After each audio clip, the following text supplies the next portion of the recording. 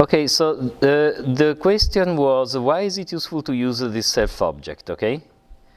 So, you see, we are defining a self-object, we are returning it at the end, at the very end, okay?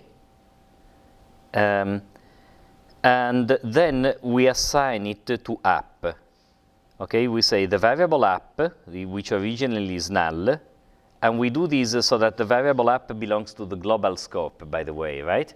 So the variable app belongs to the global scope, and after everything is ready, and after all the dust has settled of interpreting the web page, and this code is executed, which assigns to app in capital letters to this variable here, the result of calling app, which is self. So why do we do that?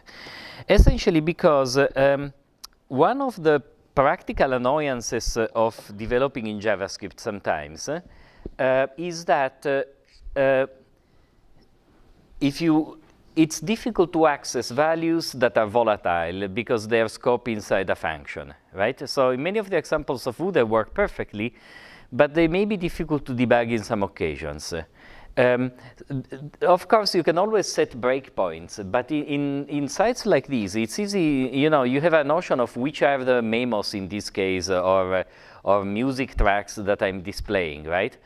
And you would like to be able to poll it also when the user interface is at rest. You don't want to have to put breakpoints in order to be all over the place, sprinkled here and there in order to observe the state of variables, okay? It is extremely convenient to have one handle that gives you access to the state of the thing, so that most things that might be of interest in debugging are actually accessible. And that's exactly what we do. We define fields of this self-object. You know, even our methods are fields of that.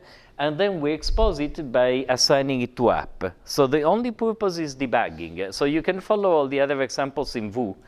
But you won't have the ease of debugging, which if I still have here the app running, means that I can you know, go to the console and say app.vue.tracks, no? And if I say this, it gives me the value of the tracks. I mean, this is pretty convenient, right, to have these things so easily accessible. Oh, there are two objects. The first object is, okay, so yeah, okay, fine, I admit it is not so easy to work with these getters and setters, okay? But life could be worse in a sense. I wonder if I can call this function. No, I can just look at the code of it.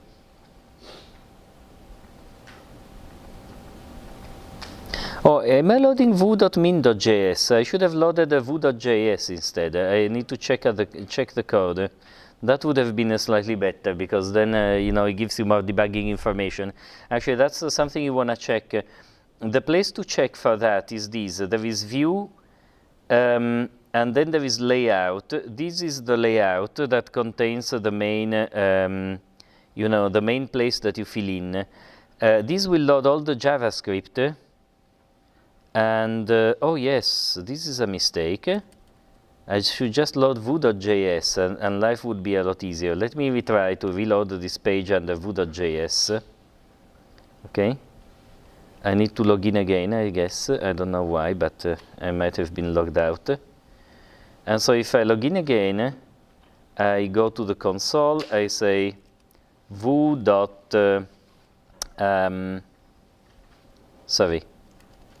app.vue.tracks, okay? No, I still get this difficult to see thing. But it's better if you load the non-minimized version. It will give you more information when things go wrong. Okay? Any other question? I'm happy to stop and spend one more time. I mean, you have a, when is your review session, Rakshit? It's Monday. Who has it on Thursday? Scott. And they did it together this morning? Okay. Yeah, so... one quick question about the message that's displayed at the top. Yeah, this message here is displayed by these So there is this, and you can use it if you like, but there is this facility of saying,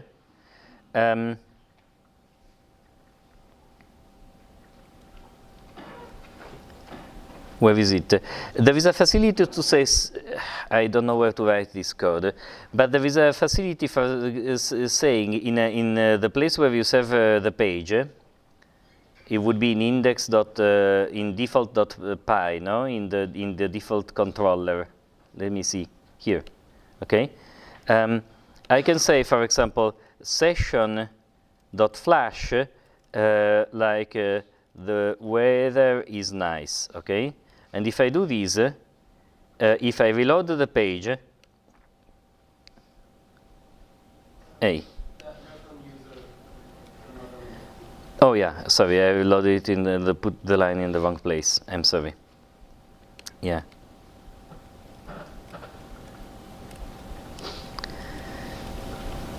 I think at least this is the right place. No?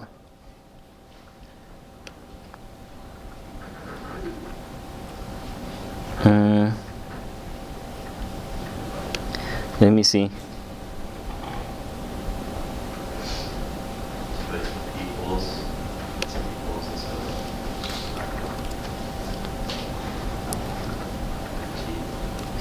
Yeah, so I forgot the exact syntax. Let me see if this is the one.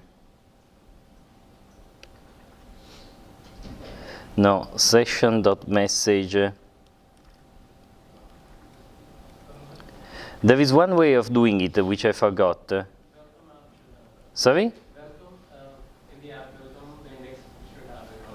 Yeah, can you maybe look it up while I do the rest? So there is a way essentially of doing this, and it's a mix of two things. One is the controller setting up a particular variable, and the other is this web2py JavaScript that is in web2py.js that will figure out that that thing is there and then expand it. Okay, so it's a mix between the two, and so you can generate it, and it's kind of useful, but I find it very obnoxious how it is displayed in these colors. Eh? Response.flash. Okay. Not session.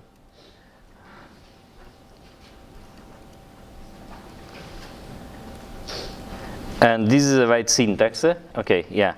So I can, I mean, I find it a very brutal way of doing things, right? It's kind of obnoxious, in fact. But if you want to do it, it's done that way.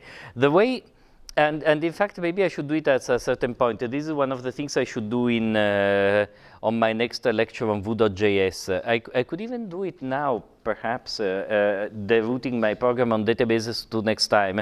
I can let you choose. If you want to see me writing code on the fly, I can do it now, so you also learn how to debug, because I will make mistakes.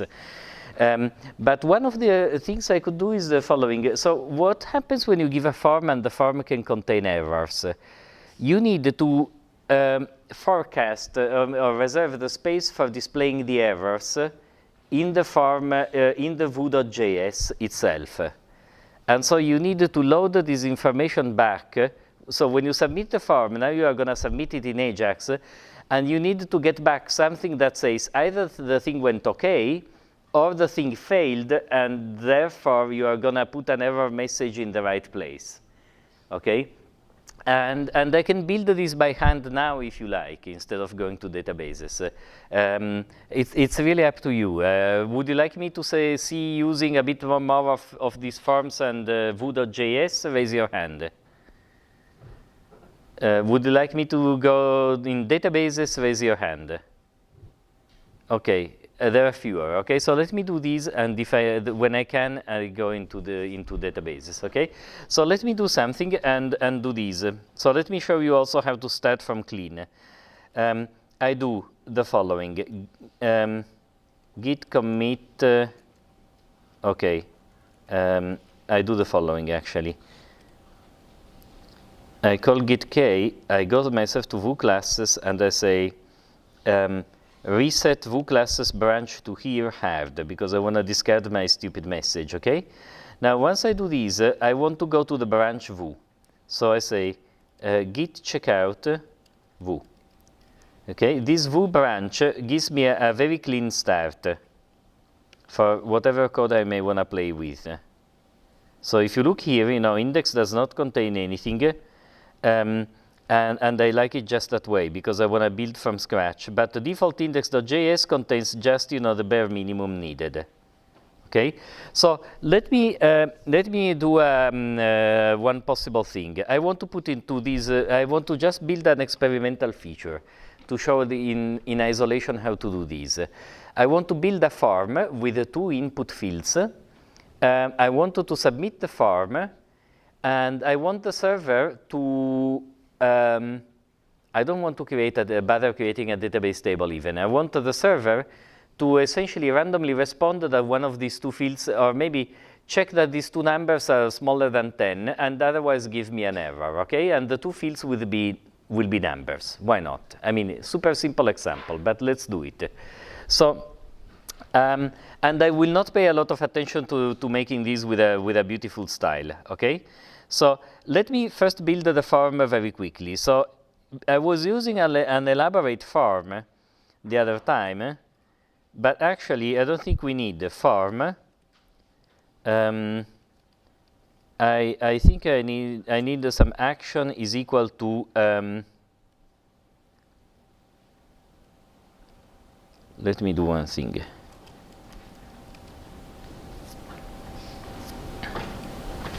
I just don't want the form to be submitted automatically. So let me go to the Vue classes branch so that I can keep an eye. You can also browse the code in this way, okay? It's in views default index, okay? So here I was building a sophisticated form, and I was saying at the beginning V on submit prevent. Okay, so this essentially tells that it's a form that should not actually be submitted. So let me copy this code from here. Sorry that I have to copy so much code from myself, but okay. So this is a code that a form that won't be submitted. Okay, and inside, just to be extremely simple, I will put 2 divs. It's probably not the best way, but I don't care. Okay, I put 2 divs, and in each div I put 2 things. What do I want to put? I want to put one input field and one field in which I can display an error. Okay, and then I want to be able to style the error in such a way that it will have, a red background, but that it will do. I may not do it in the class, just to be fast. I think by now, you know, like v model is equal to, I don't know, number 1, okay? And I can say div, and I can say if is equal to,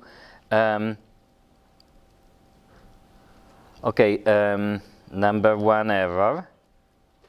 Okay, so I display this only if there is an error, and actually the content of this field is gonna be number 1 error. So this is a variable that will be reported there. Okay, very simple. And so in the second I'm gonna do the same. Of course I could do it only for 1, but I did it for 2.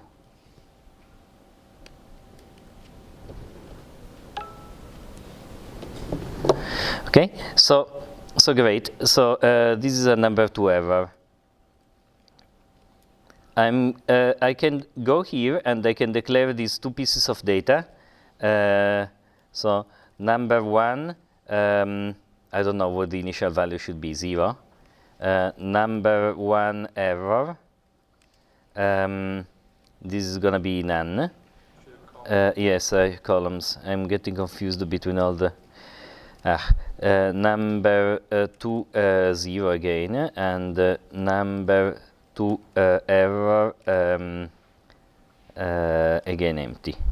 Okay, and then one method is called send form, self send form. Okay, and I will complete it later. So let me tie up this method. So if I go here, you know, below these I will have something like a button on click is equal to send the form, okay, something like this, and then submit. And I should add an icon, etc., but I'm doing stuff in a hurry just to do the minimal part of piece I possibly can, okay? Yeah? Why is the button outside of the form? Yeah, I don't know, because it doesn't need to be in. You know, it's Vue that will keep the relation between the action of pressing on the button and sending the form. But I can put it in, really. It doesn't change anything. Would you like it in or out? Well, why not? Because you see, this when the form is not submitted anyway, it does not have a button of an input. Officially, if you want an HTML form that submits itself in the good old way of submitting itself and doing it, you need an input field of type submit. That is displayed as a button. You can put the value in the input field and that becomes what's written on the button. And then that input field needs to be in the form because the semantic of the browsers is that when you press that button, the whole form is submitted to the destination. I will come to your question in a second, okay? So that is a general way forms are done, and it's the way in which Web2Py does them when you use the Web2Py helpers. So what we are doing with Vue.js is essentially subverting entirely this chain of events. We are telling the browser, hey, this form actually should not be submitted. That's why it doesn't matter where the button is. We are telling with that thing I put at the top, on submit prevent. You can say this is a way for Web2Py to add modifiers to events. On submit would catch the submit event of the form. And the dot prevent would actually strangle that event and prevent it from propagating or doing anything, okay? So you can use it in other contexts as well. So that's a shorthand for saying, you know, this form should not be submitted. Of course, it would be hard to submit this form without an input of type submit, right? But in any way, I'm saying, you know, don't submit yourself. Probably it's useless, in fact, what I wrote on top, just because I don't have a natural submit button. And so we are essentially wiring up the sequence of events by ourselves. Yes? So why does that need to be a form in the first place?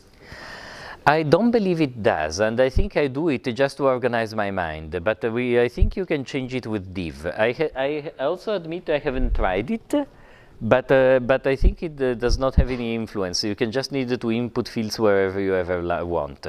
Okay, so those are two very good questions. So normally the web has this semantics that there is a form. A form has input fields, and the input fields can contain values or they contain a submit button because input fields have various types to them, and via the types you can change their behavior. Okay, and I'm not going into much of it because I'm essentially, you know, we are subverting a lot of it via Vue.js. Oh, one thing we could do actually would be to implement autocompletion. But so once I do this, my code in default .js to send the form is very simple, and self send form is equal to a function of no arguments because, you know, we don't need anything. And what do we need to do in this function? We need to do two things. We need to send the form to the server, nothing easier, post. Now I should define a URL, right? And I forget every time. But I can say, like, I don't know, form URL is equal to URL API, like process form, okay? Not a very clever name, but please remember it so we can fill it in later. And so here we can say, how did I call it? Form URL. Oh, come on. Form URL, yes. We do a submit to form URL. We submit an object that contains two fields, right? It contains number one, self Vue number one. Number two is self Vue number two. Okay, so And when we receive the callback, the data back, okay, what do we have to do? We have to do the following. We have to say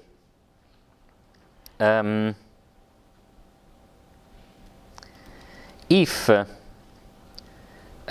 data error 1, assuming we call it in this way, if data error 1, I mean, this behavior we can decide what to do for. But for example, if data error 1, we can say self vo number 1 error is equal to data error 1. So we copy the error there.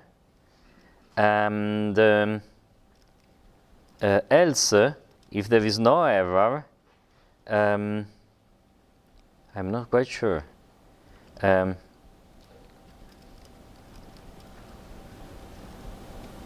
Well, that seems stupid, right? So I think we can just do these. So we copy the errors in the respective fields, and they will be displayed if there are any errors. Okay? And so once I do these, do I have to do anything else? I don't know. This depends on you. I mean, maybe I should close the form if everything succeeds, but I don't want to do that because I don't want to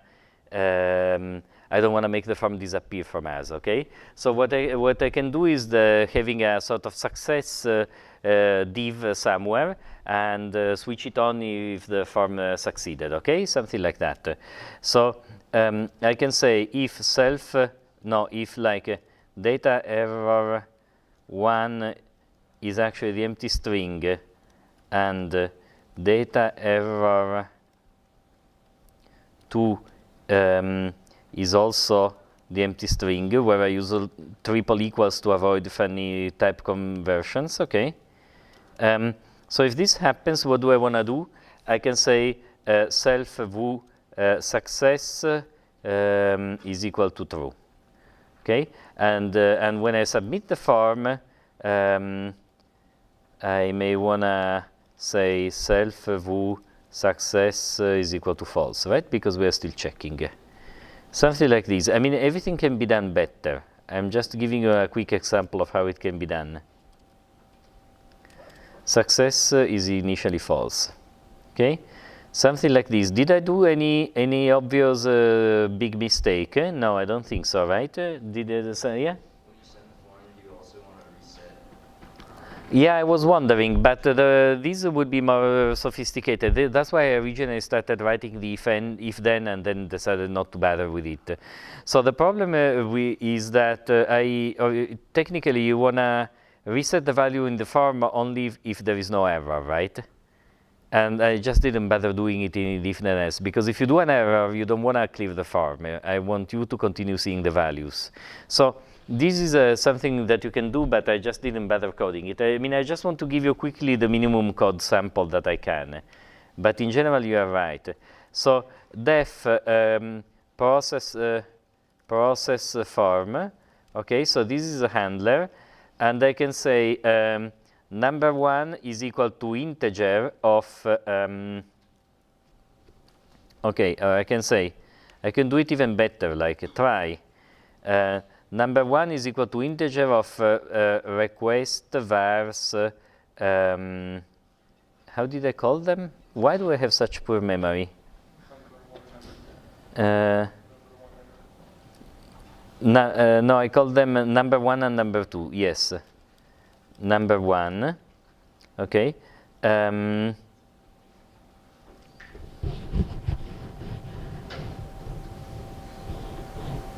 then I may want to write something like E1 is equal to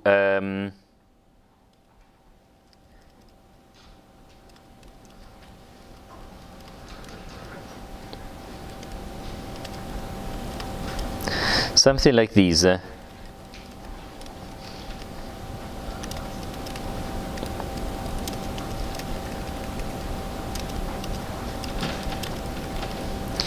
Okay, and so, this shows that I should really have had only one number, because it's kind of boring writing this code, but now I'm stuck, I guess. So I write this for two numbers. Most dangerous code operation ever, right? Because whenever you cut and paste and modify, you are sure that you will not modify uniformly everything you need to modify. Sorry? Yes, that proves the theorem. Okay, and now you do a return dictionary. No, return response.json of a dictionary in which, how do I call them on the return? I call them error1 and error2, right? And so I say error1 is equal to E1 and error2 is equal to E2. And notice that in Python you can always finish an enumeration with a comma, which makes it easier to prolong it later. So let's see whether this works, okay? I have no idea, frankly. But if it doesn't work, it will be useful debugging. So if I reload this page, I get a hello world form. Okay, that seems to work. And then I can write here, 200, and here I can write banana. And then I do this, enter a number please at most 99. So I try to fix it and I say 20 and 22 and I submit it. And I probably succeeded, but I don't have any place where to display the error. Then you see this nasty behavior that is working, submit, this is web2py.js messing up with your buttons. It disables your buttons once you press them. I don't know what to do except re-enabling them by hand or stopping removing that behavior from web2py.js or just not using a button. Don't use a button, but use anything else that looks kind of like a button so that web2py doesn't grab it and starts adding behavior to it, okay? But I think this is a sort of minimal example of thing you have to do. And there are infinite variations because as he was asking, I don't remember, but what to do if there is an error? Should you clear the values? When should you clear the values? What you should do with it? Should you display a spinner while the server is acting? The rest you can do it as usual, okay? But this is like a very small exercise in this type of things, okay? Okay, so maybe I can still go on to databases. But again, if you think of good questions, you can ask again. So what I wanted to do with the databases is at least to give you a quick introduction to them.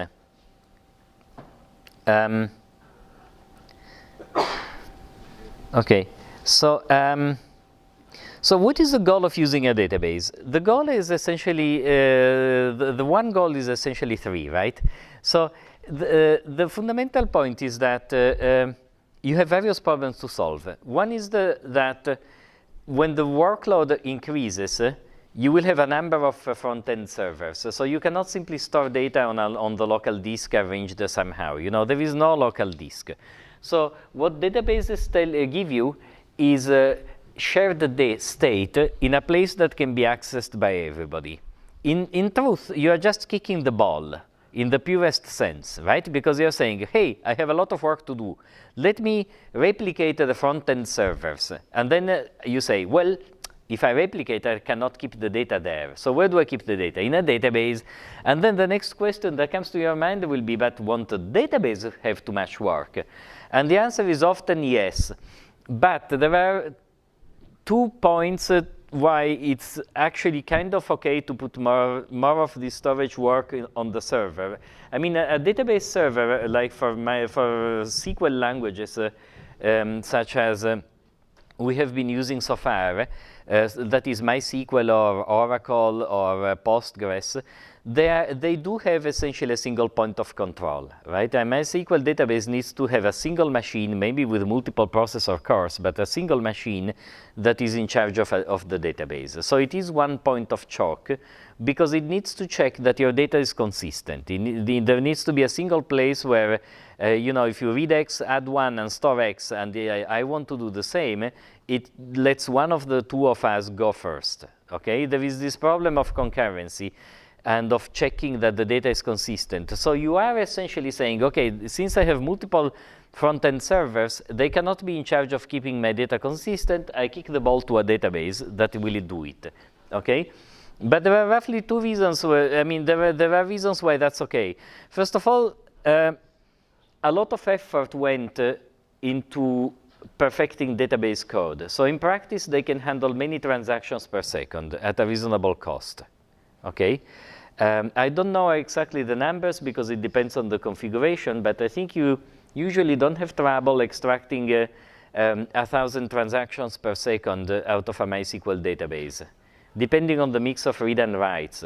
And similarly for Postgres, and this on hardware that is fairly easy to obtain, right? Not special machines. But it is also true that when you go to a large deployment, the database servers are usually the most expensive machines, because if you need to use one of these databases such as MySQL or Postgres that keeps the data and can do query to it, these machines are sometimes machines with 128 gig of RAM and 16 processor cores and the biggest disks, etc. So these objects here, because they are the choke point of your application, typically become also, the most expensive machines. In computer science and in many things in computing, it's much easier to have a lot of, it's easier to buy 100 hamburgers than one great steak, no? I mean, I don't know if it's true in the real world. In the real world, probably not. A hamburger is what, $1, $2? And you can buy more than one steak with that. But in computing, there is this very big nonlinearity in the size of the machines. If this is commodity hardware, a two-core processor, and you don't need it to be particularly fast, then this will run on low power. You can put a lot of them in a rack. When they go down, you can replace them. Low maintenance cost. You can just replace them when a certain number go down. Everything is very easy. Instead, these single very big machines, cost exponentially more, no? And so there is a big distinction in that way. But essentially, databases give you data persistency. So sorry, I forgot it goes on when you click. Data persistency. So a place where to put the data that is shared with everybody. Concurrent access to data. So a notion of shared state. If you modify the data from multiple endpoints, think at an airplane reservation system, which is a classical example. Multiple people are looking to book flights, and you have to keep a consistent state of the seats, right? Where can you do it? And the answer is again in a database. And the other point is data replication. Data replication means that once you want to do a stable application, you will want to have multiple copies of your data. And this is not entirely simple to do it in a reliable way. And databases help you do that. When you create a database system, usually there are ways, and these ways are particularly simple in the cloud, to say that not only you want a master copy of the data, but you want two geographically located in different places copies of the data that are kept always up to date, so that if one of the data centers catches fire, you have another copy of the data in another place. Okay, so really there are these three functions. You want the data to be shared, you want the data to be kept consistent, and you want the data to be easily replicated. Okay, and that is why databases offer this sort of, are so incredibly widely used that there is hardly any web application that doesn't rely on a database. And in fact, there is some beauty in being able to build database applications that web applications that run without actually touching anything of the local disk. No, if you do that, it means that essentially you have what is called a disk image, that is the image of how your server will be in the cloud without any modification to it. And whenever you need one more of these front-end servers, as we will see, you just clone the image one more on one more machine. You don't care about the modification to the local disk at all. And there we have one more machine ready to do the work of serving web pages, okay, with all the data that sits in another place safely.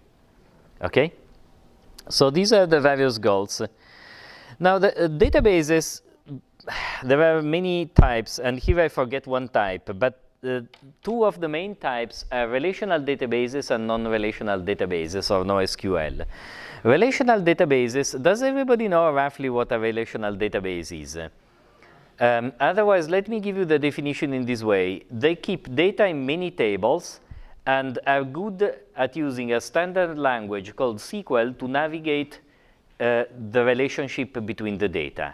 So they are very good at keeping interconnected data, of which I will have a lot of examples later. okay?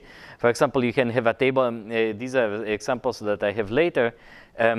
This is only a practical introduction to databases. You know, you should take the database course at some point. But for example, imagine that you have a table called student, a table called class, and then you could have a table that says which student is in which class. No? A relational database can keep these tables and enable you to easily navigate in the fact that, you know, Luca is a student and 183 is a class and Luca is taking 183. Now you can very easily build these tables and these relations.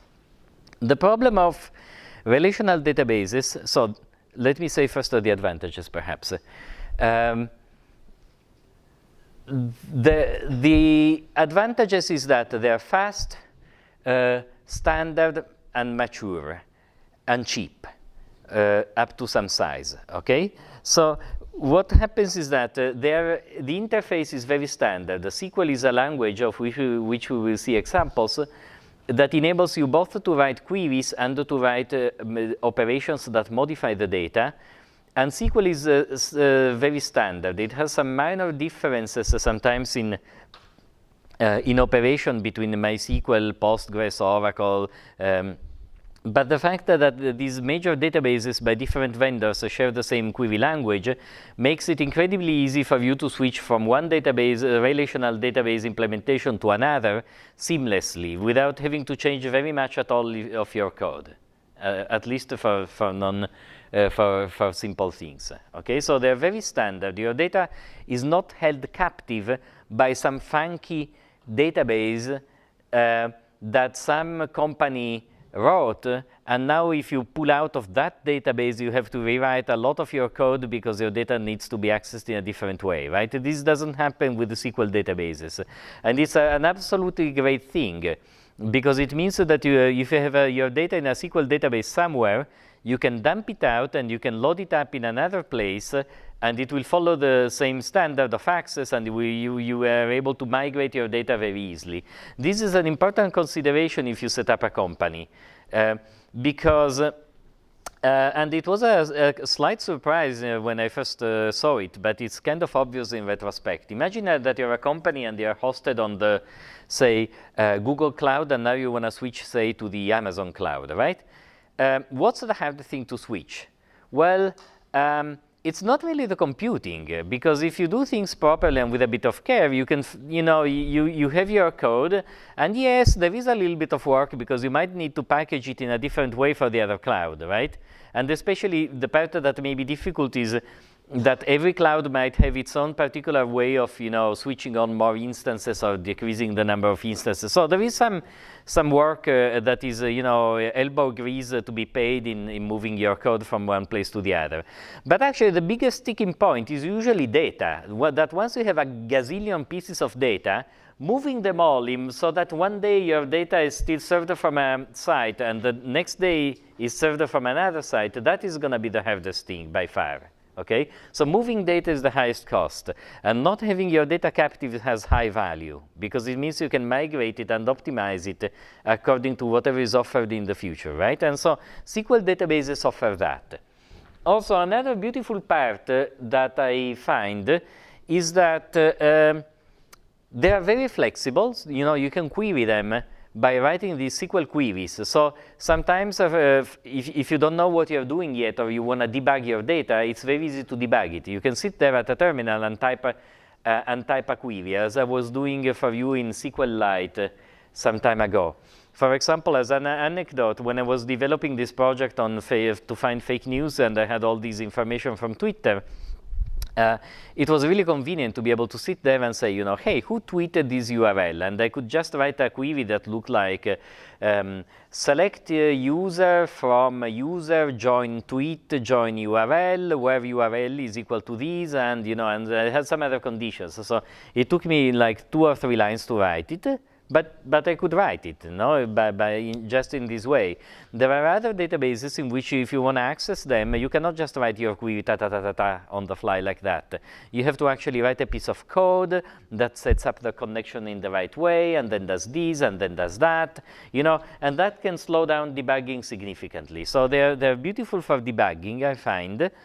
And the last thing that I like a lot is that, in a sense, they are flat price. Once you have the database and once you have the disk up and running, the cost you pay is not incredibly different if you do 10 transactions a second versus 1,000 transactions a second. I mean, there is some difference, but it's usually not huge, okay? The real drawback is this. There are two drawbacks. One is that since they have a single point of control because they need to ensure that all the data is consistent, the machine that you have running this database will get expensive if your traffic gets very high. Okay, so the cost goes up non-linearly with the size of the data, with the amount of accesses per second. That's part of how Oracle makes a lot of money, right? By selling these special database servers that can handle a lot of transactions per second. And the cost goes up really non-linearly. The other part of the problem, which is sort of related, is that because there is a single machine, the storage has to be all attached to this machine. And also the storage doesn't scale incredibly well. For example, the largest size, if I'm not mistaken, of relational database that you can create under Google or Amazon, I think is about, and I may say some stupidity, but I think is about 1 terabyte. Now, 1 terabyte sounds like a lot, but it's not necessarily, right? It's a lot if you store a lot of very small things, but it's not a lot if you store, let's say Instagram images, right? Where are those stored? You clearly cannot put Instagram images into a relational database somewhere because it would blow out of your 1 terabyte really quickly, okay? So relational databases, in summary, in my opinion, are fantastic for things that need to be small and kept consistent. Let me give you some practical examples. In a university, you have students, classes, enrollments, grades, all this kind of stuff, right? That's precious stuff. It needs to be kept consistent. You need to be able to query it quickly to find any errors in the system, and it's not going to be that hugely large. A relational database would be a perfect solution for that. Instagram, if I were to implement something like Instagram, and by the way, I don't use Instagram, so I only have a somewhat of a fuzzy idea of how it works. For me, it's like a Twitter with images, but I actually was wondering whether to open an account soon, so I should. But if I were to implement something like what I imagine is Instagram, well, I would do it in a totally different way. So maybe that's not a good comparison. Let me tell you, so in CrowdGrader, all the metadata is kept in a SQL database. The submissions are kept in something different, in a NoSQL thing, okay? And in fact, I was so maniacal in CrowdGrader that the SQL database contains only the metadata and the grades, not even your comments. Your comments, I say, these strings can be possibly large, and I shove your comment into a non-SQL database, and I just put the comment ID into the SQL database to keep it as small as possible. Okay, having small MySQL databases helps because more of it can fit in memory, and the access speed goes way up. Okay, so maybe I should tell you later, after I go through the rest of the slides, how I would implement databases for different apps that we have that we see around us. Okay. So, but non-relational databases are based on another idea. They say, well, let me give up the idea of centralized control, because if I have a centralized point of control, I cannot possibly store unlimited amount of data. So let me think as if my physical implementation will be a bunch of servers, and whenever a request comes in, I need to be able to give it to one or more, if there is replication of these servers, to do. So the data is stored in a different way. You still have tables, but there is no global notion of consistency that you can easily enforce. That means that that there is no way to say, this is my complex operation, that is your complex operation, please make sure that one goes after the other, or vice versa. You can access to each row of a table atomically, but you cannot do, generally, you cannot do complicated things atomically. That is really the restriction, right? So it still gives you access to a single place. It still gives you a single place where all your data resides. You can still replicate your data, but what goes away is the consistency portion. Okay, you cannot easily guarantee the consistency in the same way. Okay, there are many of those: MongoDB, Google Bigtable. There is, Cassandra, and I mean, those are the three I know. The three of them I know better. Okay, yeah. Non-relational databases are eventually consistent, right? Sorry. Eventually consistent. Do they ever? They are eventually consistent, but the transactions don't have the notion of transaction, or they may not have the notion of transaction to the extent you want. You cannot say. I will go later in the class in what transactions are, but that is what they miss. So if I write something and you read after some time, you will read what I wrote. But that does not prevent the error. I'm not able to put a transaction on the fact that I read this data from this table, I modify it, and I write on that other table, and this sequence of operations needs to happen as a whole, or not happen. Okay? So that is the problem.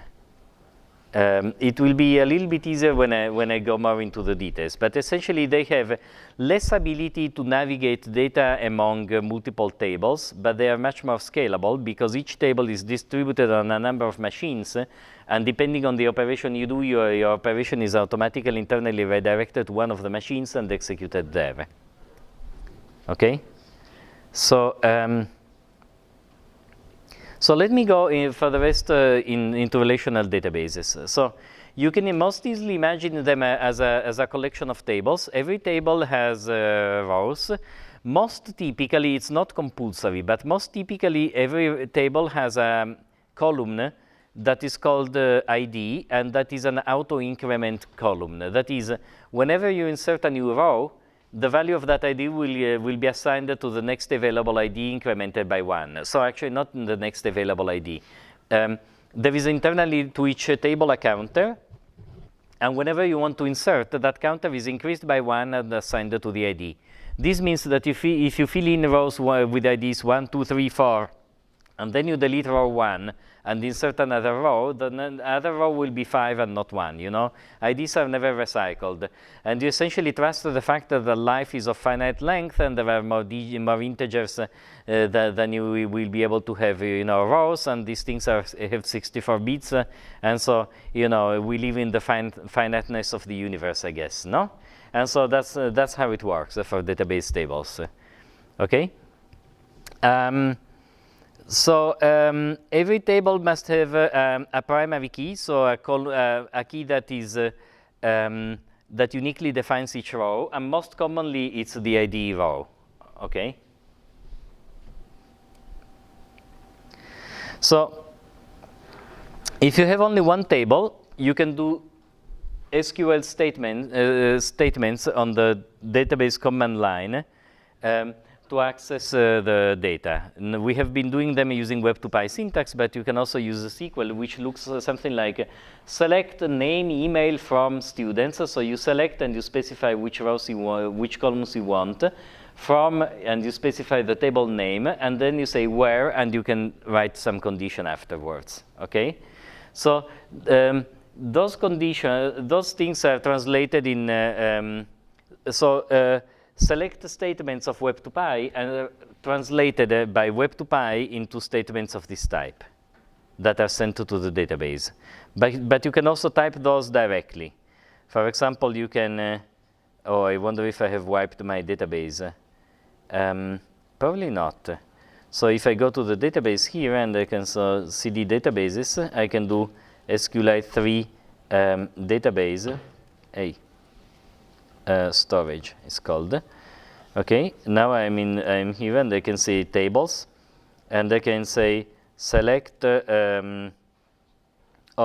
can ask for the schema of a table, schema of a board table. I don't remember what is it. There is game token and game state, and I can say select game token from board where ID is greater than 3.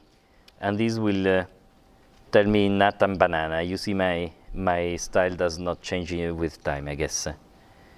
Okay? So that was from last year.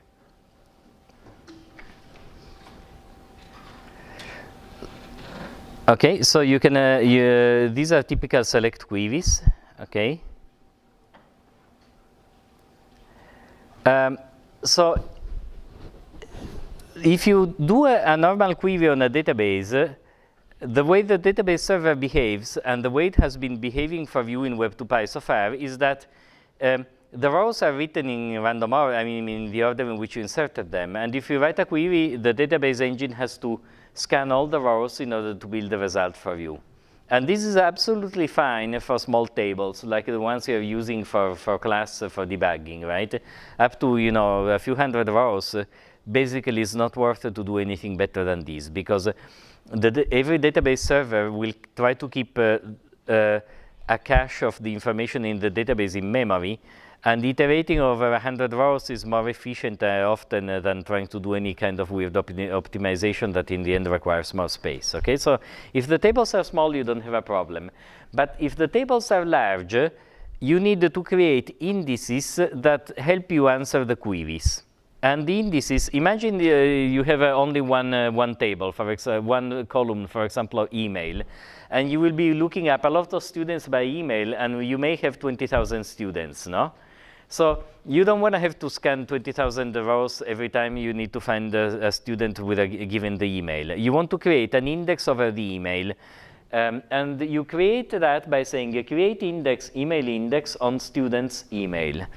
This is something that you would have to do manually in Web2Py, because Web2Py does not take care of the creation of your indices. The way you would do it in Web2Py is something like this. Let me see if I still have a table.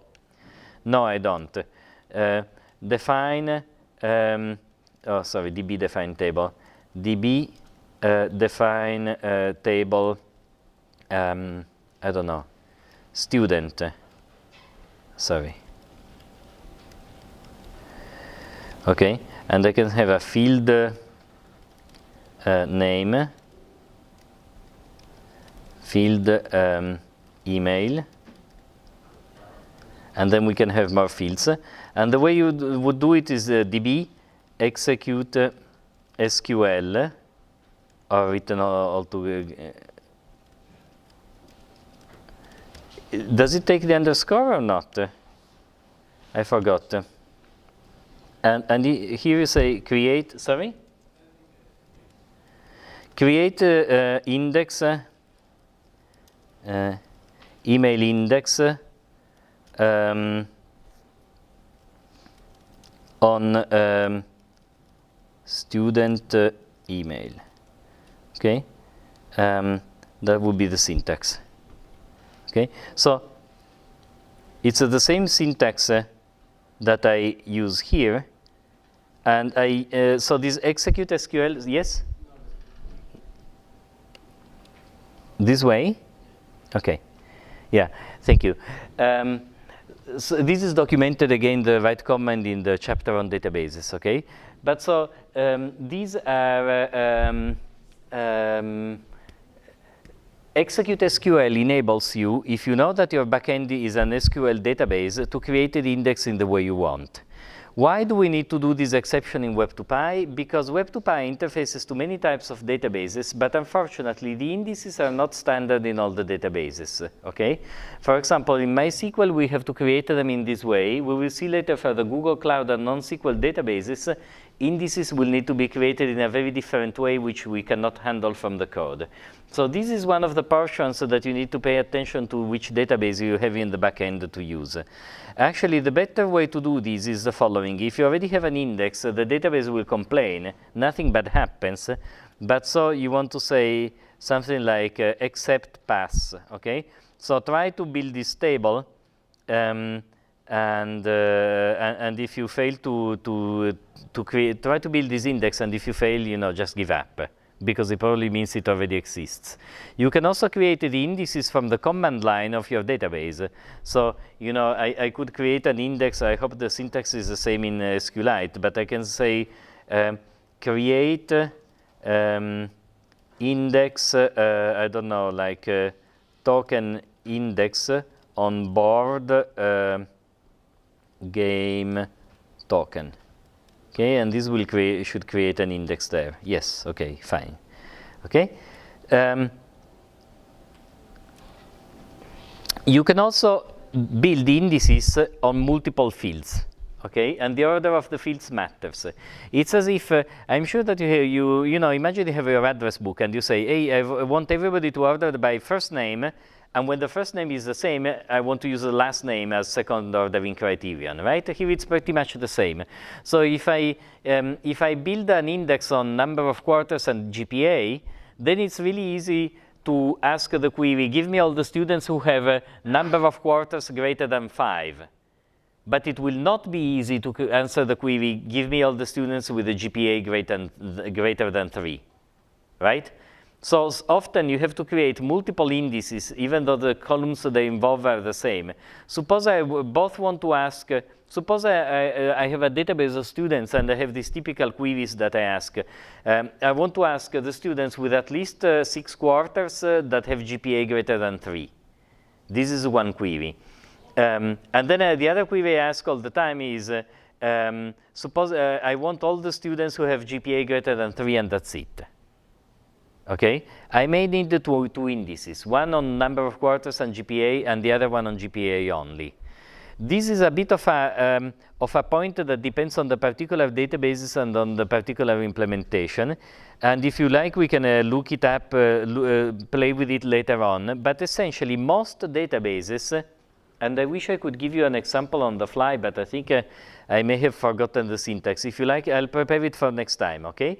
But most databases have some way of showing you some statistics. So one way to build the indices in practice, then I come to your question, is the following.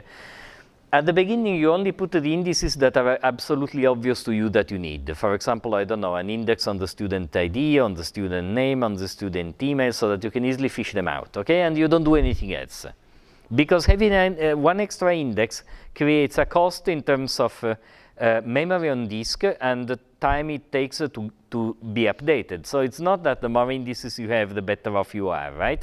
You need to find a balance between having the ones you need, but not too many. Okay? So one advice is that at the beginning, you just write the ones you truly need. As time goes on, most databases give you a way to tell you which queries take a lot of time to execute. Okay, and when you find a query that takes a really long time to execute, suppose you are searching, for example, for all the students who, I have no idea, were like with the third digit of their student ID equal to 7, no? And so because you don't have an index on the third digit of the student ID, this takes you a lot of time because you need to scan them all, right? When you discover that, you need to either build special indices to answer your queries, or write your queries in a different way, or create new columns that on which you can build indices. But essentially, that tells you, when you have a problem and which indices you might need to build or how to change your data representation. Okay, you had a. Yeah. So is the index or indice, are they just like a shortcut for a query? And how is it related to querying? So you can always query that you have the index or not. Okay, having an index does not affect your ability to write a query. It only affects the speed with which the query will execute. Okay, so that's why I was suggesting that you don't build too many indices and then you wait to see which queries are slow. Now, what is an index? This depends on the database implementation. But for example, some of the database implementations are based on the beloved binary trees and the balanced binary and balanced trees that you have studied in data structures, right? So they really build these balanced trees, and of course, they went nuts perfecting them and making them more efficient for storage on disk, right? So they do marvelous things in which they have these balanced or semi-balanced trees that live on disk, so that when you look for the email look at ucc.edu, they say hi, begins with L, and they says, and they zero down pretty quickly to the to the email you need to the record you need to find. And not only do indices enable you to locate a record, but they also enable you to traverse the records in increasing or decreasing order of that field. For example, give me all the students with email greater than L and give them in order of increasing email. You can do that with an index. And there are some database systems, including MySQL. And now in MySQL, I have to admit, I don't remember if the latest versions still pay attention. But in the old versions, you could create an index that was either ascending or descending. And these set your possible directions of traversal once you found a record. For example, if you order people by last name ascending, then once you find the Alfaro, you can find, the Forma and, all the ones that come later in alphabetical order consecutively. But you cannot go backwards easily, unless you also create a descending index.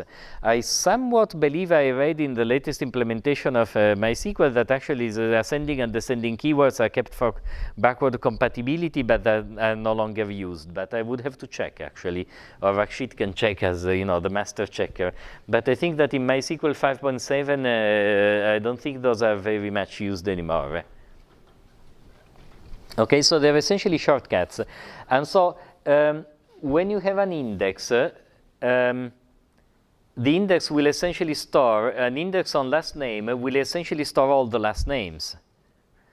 MySQL will truncate the last names up to after some length. So it refuses to index strings longer than 250 something, I think 255, okay? But still, it's a considerable amount of information, because then the information on somebody's last name is repeated in the actual rows and in the index. So the space kept by the indices in a normal database by all of the indices is often larger than the space kept by the data itself. That's quite common, okay? Because the indices don't only have the repetition of the data, but they have also all the metadata. So that's another reason for which you have to put the appropriate indices, but no more than those. And this is a little bit of an art. Okay, I mean, you need to tune your system to the typical queries, and for some queries, you may need to realize that you need to write the queries differently or do things differently. Okay. You can insert. So this is the syntax for an insert statement. You say insert into this table these values.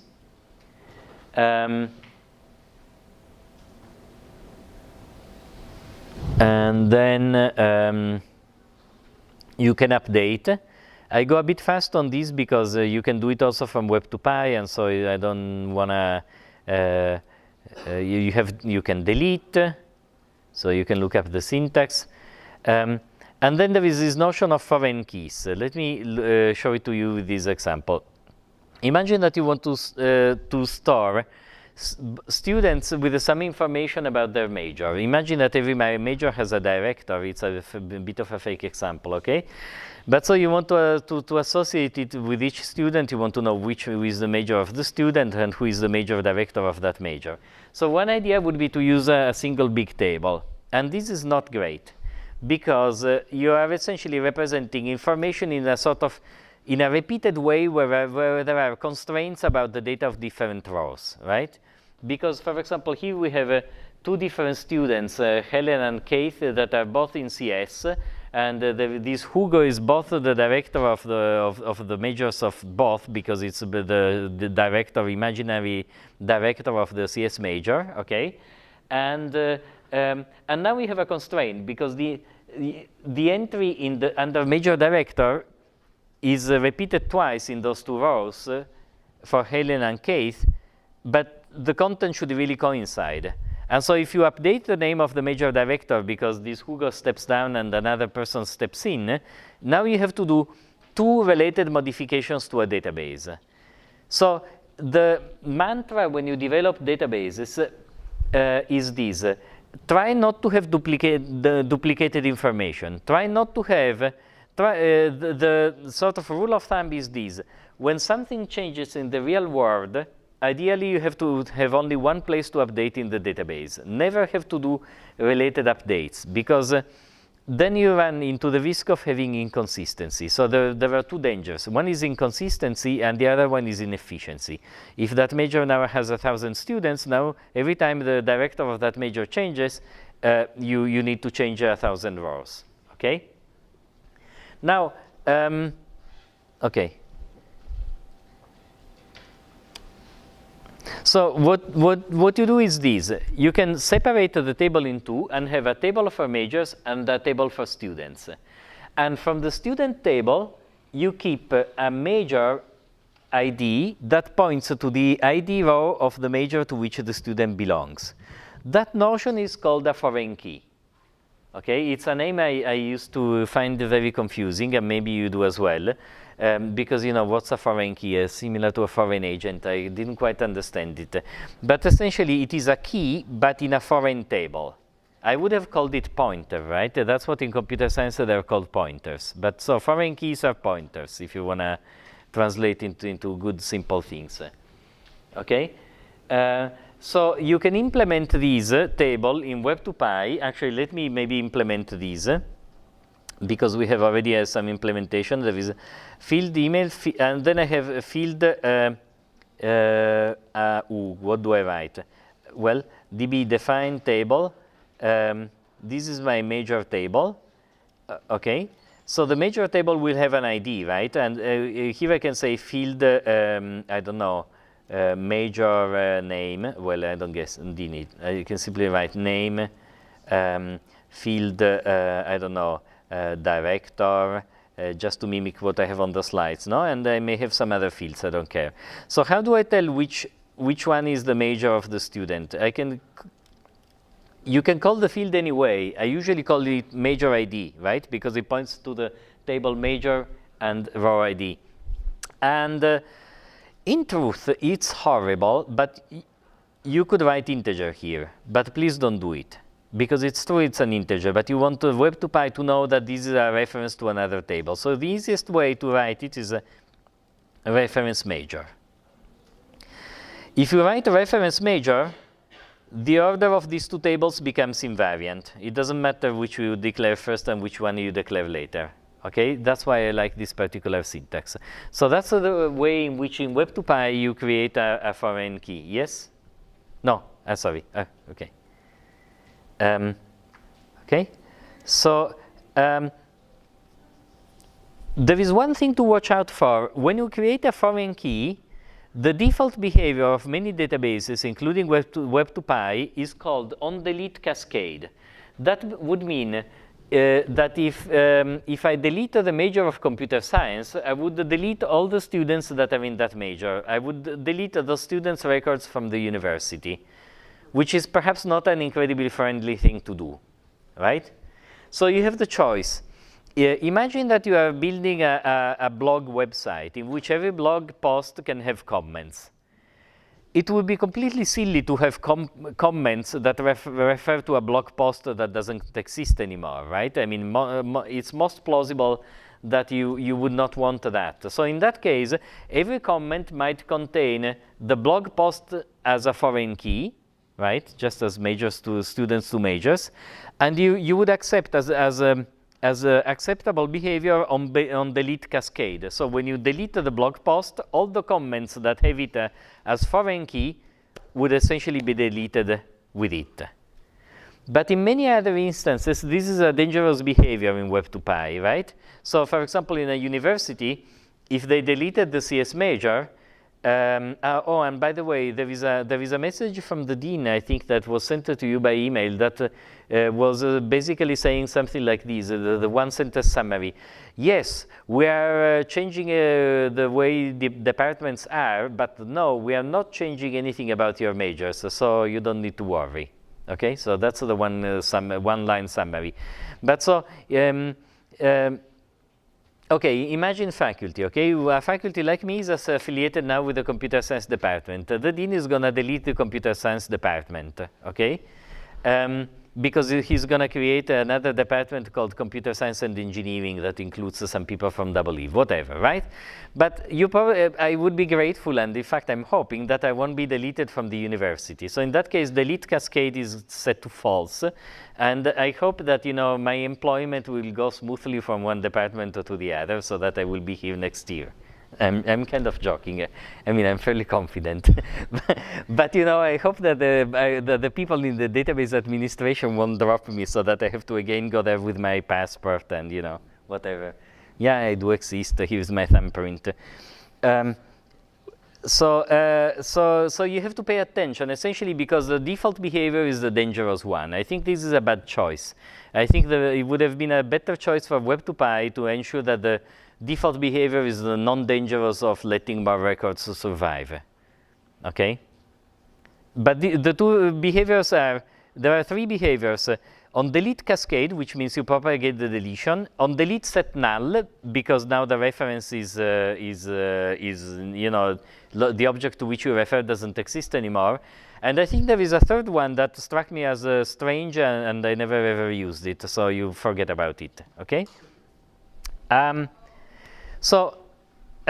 Navigating one-to-many relations, I will tell you in a moment how to do that in Web2Py. Many-to-many relations. Imagine students can take multiple classes, okay? So foreign keys are a many-to-one, right? There can be many people that, many records that point to the same record in another table. But imagine that you have two tables, like students and classes, and you need to actually build a many-to-many relation between the two tables, because every student can take multiple classes, and every class has multiple students. What is the way to do it? The only way to do it is brute force. So you need to actually create a third table that will contain the entries of the many-to-many relation. If you go back to your, what is it, CE16, discrete math days, you know that a relation is a subset of the Cartesian product of two sets, right? And so what you store there is just a Cartesian product of the IDs that actually, you know, that represent the relation, okay? And you need to do it explicitly, okay? So, and if you want to do that, you just have a table that says, let me do it in Web2Py. There is a student major. I can do a class, db define table class. Okay, and there is a field, I don't know, name. Everything has a name, it seems. Field, I don't know, number, no, the class code, whatever, no, and it may have other fields, we don't care. And then you can have a db define table enrollment, and the way to do it is the pedestrian one. You have to say essentially field student ID, reference student, okay, so this is one part of the relation, and then field class, class ID, reference class. Okay, so that's the way you build it. Now, the advantage of doing these, which may seem silly, you know, because you can ask, hey, you know, don't I have a better way to declare many-to-many relation, you know, than to build the Cartesian product explicitly? One of the things that comes up when you build a database in practice is that once you build it, you realize that there is a lot of other information that you may want to keep there. For example, now that we have the Cartesian product, I mean the many-to-many relation of students with classes, we could have other stuff. For example, date joined, which can be a date time. No, we can remember when every student joined. No, or maybe we can have a field like passed, no, which is like Boolean, or maybe it's a trillion. I mean, it can be true, false, or not yet. No, I don't know. You can figure out, but usually what I mean is that when you do these relations, there is a lot more information that you discover you want to keep with them. Yeah. So when you put a datetime object in the field, can you take that out of the datetime object, or is it stored as a string and you have to revert it back? So the beauty of Web2Py is that it takes care of some of this craft, okay? And the truth is that it depends a little bit from databases. But usually MySQL, Postgres I believe they all treat date times as glorified strings, and so you need to parse them back. Okay, and so luckily here it's done by Web2Py though. But yeah, if you query the actual database, I'm sure about MySQL, but I think it's also about Postgres. So I want to tell you, how do you navigate relations in Web2Py? You do the following. So far we have seen queries on a single table. For example, you can say for R in DB, where the query is DB student college is equal to CRESG, select, okay? That's a query on a single table, so the objects you get out of it are rows of that table. And so I can refer to it, print r.firstname, r.lastname, r.college, assuming those are fields of my single table. So if you have a single table, I think you have seen already and you are using in the homework the way to do it. Now that we have foreign keys, how do you actually navigate? You know, how do you follow these relations, right? So one way is this. Imagine that I have two tables, a student table and a college table. And I wanted to still find all the students that belong to the CRESG college, okay? But now the information on the college name is no longer in the student table, and so I must follow the correspondence between these two tables. How do I do it? I write a query that looks very pedestrian, okay?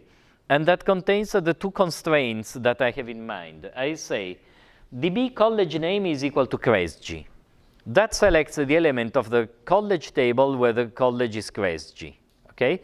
And then I want the students whose college ID is equal to that ID. So I say DB student college ID is equal to DB college ID.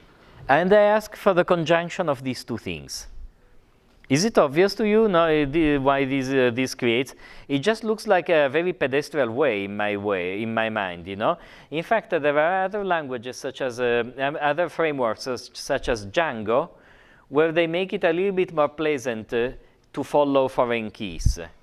Okay, I don't remember the syntax because I used it some time ago, but they have a slightly nicer way to say, do this query on this table and get me the related data from that other table. You know, there's some syntactic sugar that makes it pleasant. This is a bit low level, really, no? Because in a sense, the way I find it low level is this, that I've already declared the college ID to be a pointer to the college table. So the fact that I have to write that in such low-level detail seems redundant to me.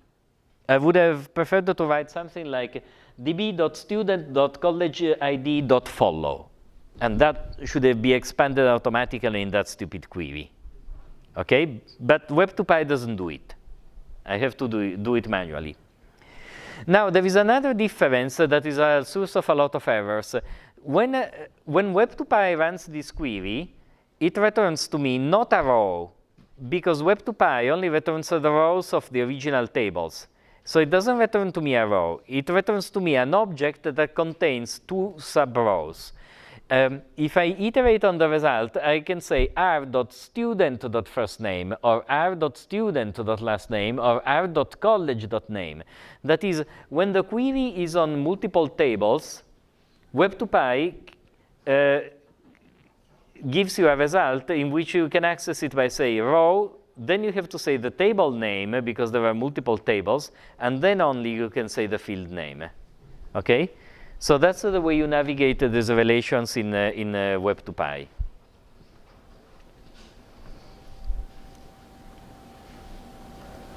Okay? There is some part on transactions, but maybe I will begin it next time because there is not a lot of time left. And I also want to talk a bit more about this idea of keeping data in different tables.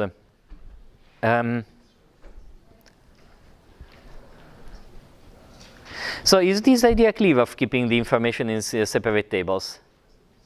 Now let me tell you one case in which I don't do it, okay? And let me tell you why often people don't do it. So the idea of building these relations between tables is the key idea of relational databases, and it's why they are called relational databases, because they're incredibly well suited to follow relations.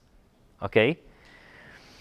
Now, I give you an example in which actually I don't follow it in a pretty big way. Think at Crowd Grader. In Crowd Grader, there are students and there are assignments. And so you would think that the obvious thing for me to do was to create a table, enrolled, in which I would say which student is enrolled in which assignment. That is the kosher way of doing it, that is blessed upon the database authorities, good gods that are out there somewhere, okay? Now, why don't I do it? What I do it is that instead is that I keep this information in what is called the denormalized way. That is, associated to a class, I keep the list of all the students, and associated with each student, associated with an assignment, I have the list of all the students, and associated with each student, I have the list of all the assignments to which the student belongs. This is a horrible way. Why is it horrible first, and then why it is the only way for Crowd Grader? So it is horrible because whenever you join a class, I have to be very careful that I update two pieces of information at once. I have to add you to the class list associated with the class, and I have to add the class to the list of your classes. If I do only one of these two things, I run into trouble. Okay? Since I cannot completely avoid the trouble in Crowd Grader because, you know, trouble always happens, what I do is this. I had to build an access checker for your right to be in a class, in which if you get denied entry to a class, then I actually read the list of all the students in that class. And if you do appear in that, the permission is copied from the class to you, in case the original addition fails. It's extremely rare, but it has happened in the course of history a few times. Okay? So this is why it's horrible to do it the way I do it. The reason why it's indispensable is equally obvious, okay? Imagine how Crowd Grader is implemented. Every time you do an access, every single time, I basically need to ask the question, do you have the right to do this, right? Because there are a lot of classes, there are a lot of students, and basically every access you do is class specific. So the first thing I need to wonder is, do you have the right to be looking at this information? And only then I process it, for every damn single time. So how do I do it? Well, there are two solutions actually to this. But the solution I follow is that together with your profile information, so together with your user ID, I keep there directly the information of all the classes to which you belong, so that I already have it by your simple fact of being logged in. And I don't have to do any extra read. And that takes out essentially 30 milliseconds out of the processing time of every single request, and it has a very large cumulative effect on the efficiency of the whole system. So there are many cases. Now, if you like, I actually will do it next time when I continue talking about databases. I want to show you some of the details that I did for Crowd Grader because they're pretty useful in general. Maybe, yeah, I'll present it also. Okay, I'll figure out what is the best way to present it. But essentially, there are many cases in which the proper thing to do is to follow relations. But the query, you do it so many times that you cannot afford the time. I mean, you need the information so often that you cannot afford the time to run a query each time. And then there are two solutions. The one that I use in Crowd Grader, and then there would be a slightly better one, that is the one in which I do a query every now and then and keep the result cached into the session. That also works, okay? But only because it's a user query. Let me try to think of other examples where this is. Okay, let me give you a trivial example. I mean, we can discuss later on how to re-implement Twitter if we wanted. Actually, I think that would be a very nice use case. But imagine a moment of the following. Every time you go to Twitter, you need to see your feed, okay? Imagine that you keep the follow relation between users as a table that says this user ID is following that user ID. So when every time I refresh that damn page, I should run the query on the whole user database of who Luca is following. Right? Collect all those records, and then, only then, do the other query in which I see all the posts from all those users, sort them by timestamp and show them to me. Do you think that this could possibly run in an effective way? No. It cannot, right? It's too large a query for too frequent an operation. You cannot afford implementing it in that way. I think I'm running out of time, but if you want to do something like that, you need at the very least to associate with each user already all the users that the user is following, even if that information can be slightly updated. And the other thing it would be better to do, and maybe we should start from here next time and look at how we could re-implement Twitter with the database tables. The other thing you need to do is that I would highly recommend that you have some pre-computed set of tweets that you can show to that person, because hitting the home page and looking at the feed for Twitter or Facebook is similar case, is the single most frequent operation, and so you cannot afford running heavy database queries on that.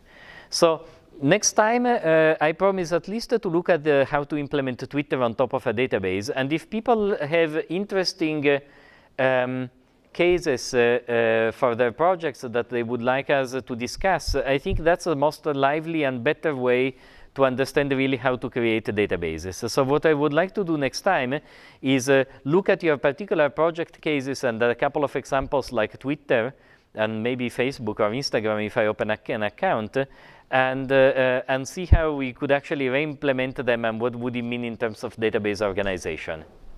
Okay.